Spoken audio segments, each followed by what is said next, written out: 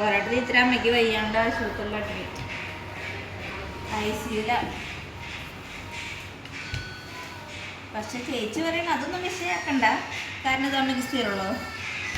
മഴ പെയ്തു തുടങ്ങി അമ്മയ്ക്ക് അങ്ങനെ അത്ര.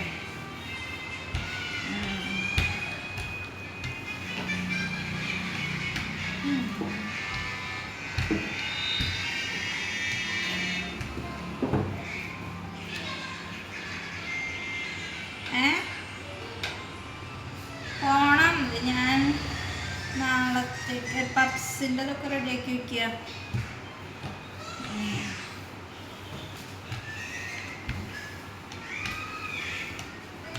പിന്നെ ആ പണി കഴിഞ്ഞ് കഴിഞ്ഞാൽ നാളെ ബാക്കിയുള്ള പണി ചെയ്യാൻ.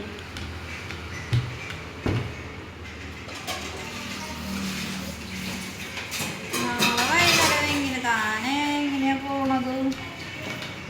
അങ്കവാടിന്ന് ഒരുമിച്ച് പോകാൻ പറ്റില്ലല്ലോ, വൈകില്ലേ?